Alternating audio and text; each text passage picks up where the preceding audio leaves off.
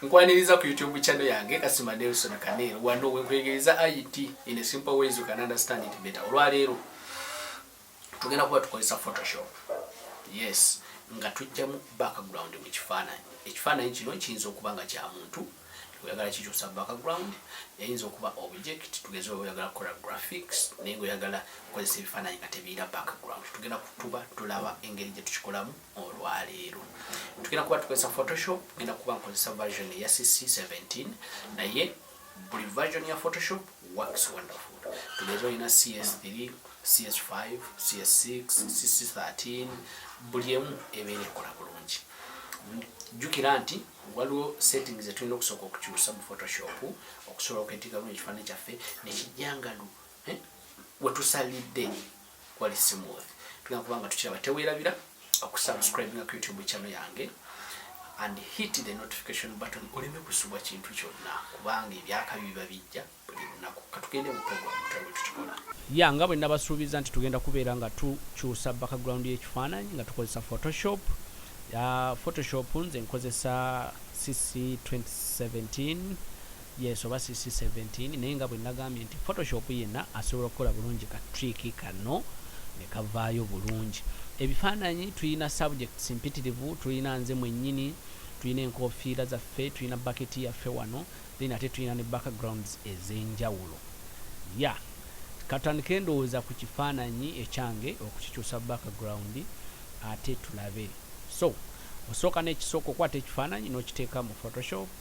I'll just nkidraginze budraginzi naye era still oba osobola okujja open and then nononya ekifaananyi gye kiri like open, nononya ekifaananyi ekyo gye kiri n'okireeta n'okiyiwa mu ki n'okiyiwa mu Photoshop. So there are many ways okungeri gy'okuyiwa ekifaananyi oba n'opressinga Ctrl O ku keyboard yo n'obikkula n'oleeta ekifaananyi mu Photoshop. So ekifaananyi kino nakikuba nga nkikubidde ku background. Yes, eringa ya white, okay? Nendowooza mulaba nti wano wansi w'amatu waliwo lushadow wokitegeera. Yes, ate bwe mba njagala okukozesa kifaananyi kino kyokka kitegeeza tekisobola kutambula bulungi. So tulina tool gye tukozesa eno bagiyita quick selection tool. Njagala weetegereze tool za mirundi ebiri. Waliwo gye bayita magic wand tool ne quick selection tool. Yes, quick selection tool you boy selecting go dragging around selecting part gyagala editing oba okukolako ekintu kyonna. Magic wand olugi selecting bonyiga obunyizi newhere then it's you selecting automatically space gyerabanga like it's an automatic thing, okay? Yes, ne tugenda kuba tukozesa quick selection tool. Yes, kubanga quick selection tool ekuwa options okulabika nga gwe kennyini osobola okudiselectinga oba n'okwongera okuselectinga part gy'okakasa nti tebadde selected bulungi. Ngenda maaso picking quick selection tool yeno clickinzeko omulundi gumu. Bwetegereza kasa yange tool eyo terabika bulungi.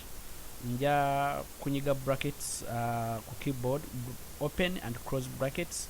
Waliwo zino brackets ezirinanye P, ezo ezirinanye P ne enter ku keyboard. Ze brackets eziyongeza size, olaba ezongeza size ya tool eyo oba ezikendeeza. Neera ne bw'oba tosobodde kuza accessing ku keyboard osobola okujja wano n'oyongeza size oba n'ogikendeeza. So ngenda kuselectinga kubanga njagala kukyusa background oba kudatinga background. So mpola mpola ngenda kuselectinga part eno ndabikenga njijjamu. Yes, ndowooza olaba nselectinze part eri naye olaba wano wansi w'amatu okuzoominga in clicking. I've hold it down, I've pressed nyize nenkwata epesa lya out, then nenkozesa scroll button eya ku mouse nenzoominga in like scrolling zenziza mouse, that is to zoom in, but scrolling goza mabega, that is zoom out, okay? So ngenda kwongera okukakasa nti okutu na buli kimu kiri selected mpaka nga bwe njagala. Sina kyenyize okutambuza ekifaananyi nkutte space back ku keyboard nenkinyigamu nenkiza eno nkozesa mouse. Of course oba ogenda kola graphics weetaaga okuba ne mouse kuba precise kubanga tekitera kuba kyangu nnyo okukozesa touchpad eya laptop noba nga osobola okuba precise.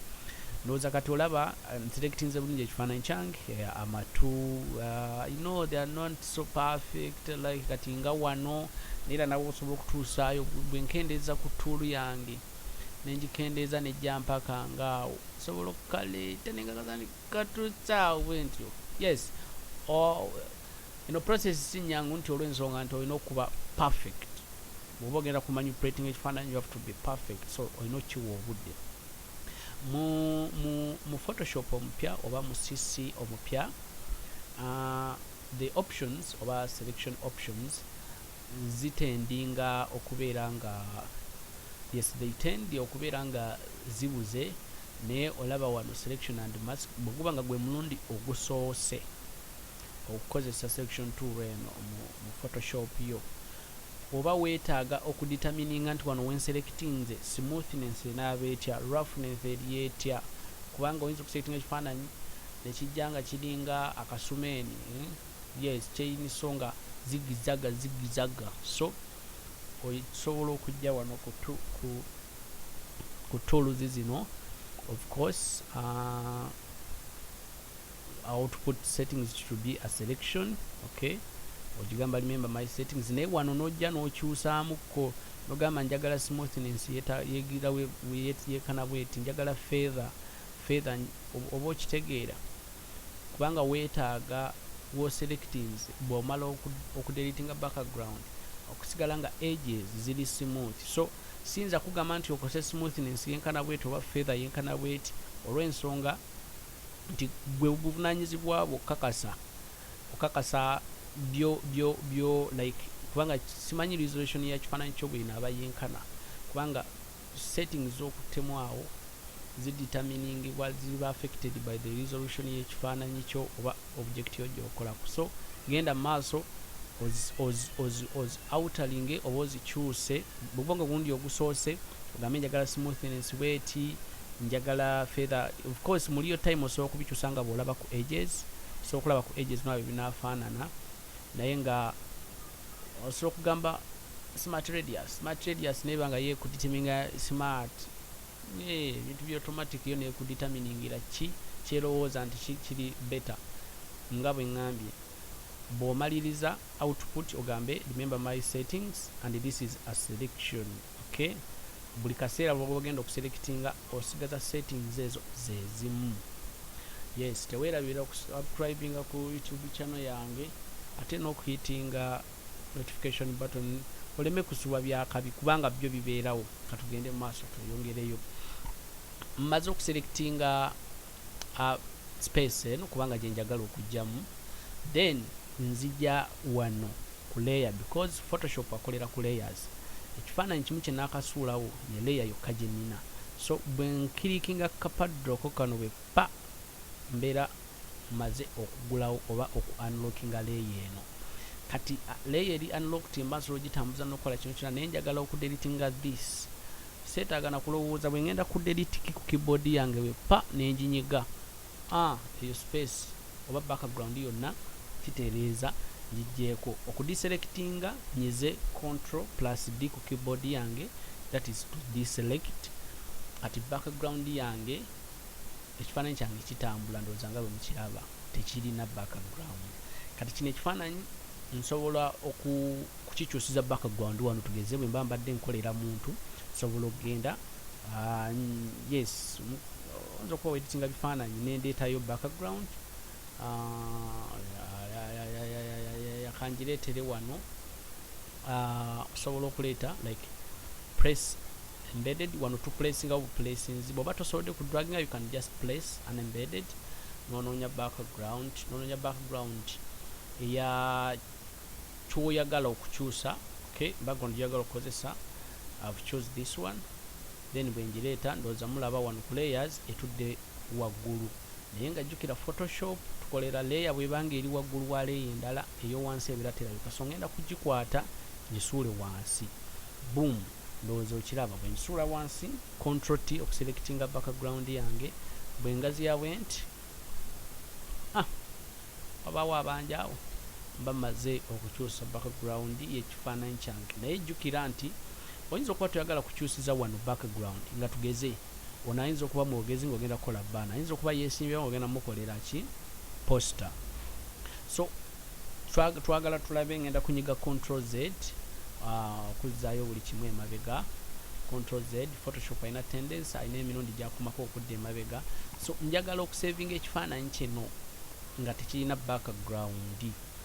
Tujja kujja ku file, save as, yes. Bw'oba osobola okwanguya ne keyboard, that is Control Shift S. Yes, nzije nchuzinge file type, ekifaananyi kisavinge ntya. Ekifaananyi ekitalina background bakiyita PNG.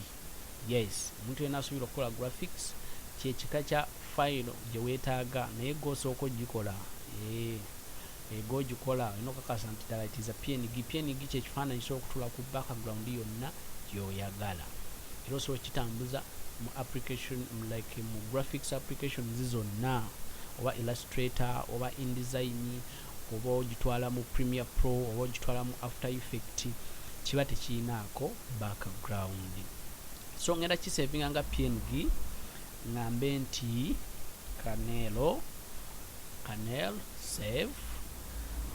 Waliwo kano ka pop-up option akajja, bw'ochuzinga smallest ekifaananyi kino kijja kuba compressed, okay, nti kijja kuba kikendedde mu size, naye kiba kikulu nnyo n'ochuzinga none. Bw'ochuzinga none kitegeeza nti ogenda kisavinga mu resolution ennene, era kisigale nga kiri clear nga bw'okyetaaga, kubanga bw'oba ogenda kukola graphics kasita okozesa ebifaananyi ebitali clear, graphics ayinza okufaanana ng'obuugi.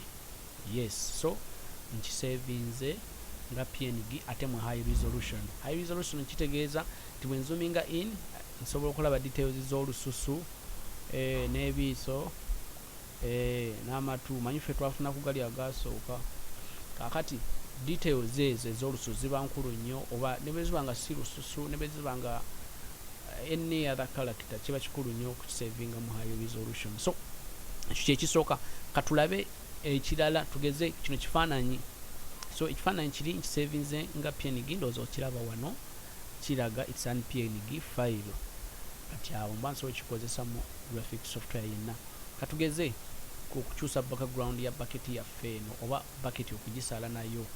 Ndowooza already twategedde engeri gye tukozesaamu tool, naye jjukira nti tools za mirundi ebiri, selection tool. Waliwo quick selection tool ne magic wonder tool. Magic wonder ekola automatically, nti when selecting ku magic wonder nenja nenclickinga wano, olaba yo determines yendowooleza wa awokuselectinga, era olaba nti background yonna eba egiselectings automatically. Okay, so magic wonder yinza ekuyamba nnyo ku bifaananyi ebirina single background, naye kuba akafaananyi nga oba ekifaananyi kyoyagala okukyusa wakikubidde ku background y'amatofaali, amatofaali musenyu bikoze bitya, magic wonder yinza obutakuyamba. Naye bw'oba okubidde kiba kikulu nnyo. Tugeze bw'oba ogenda kukolera muntu bifaananyi bye ku products ze kuzitunda online, kiba kikulu nnyo n'obikubira ku background emu. Tutera kozesa blue oba green like a green screen ne blue screen ekola bulungi, kubanga background nyangu ya kujjamu ng'otuuse okueditinga. Kozesa magic wonder pure agone. So wano wakati tewali selected, kyengenda okukola ngenda kukwata shift ku keyboard yange nzije ne wano selectinga. Selectinga just you click once. I will press Ctrl D to deselect.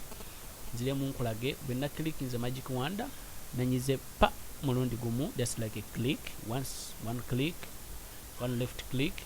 Then bwe nkwata shift ku keyboard olaba ndowooza katool kankaze kwa plus sign, kitegeeza ngenda kuadinga kwa walala nenyiga ne wakati wano.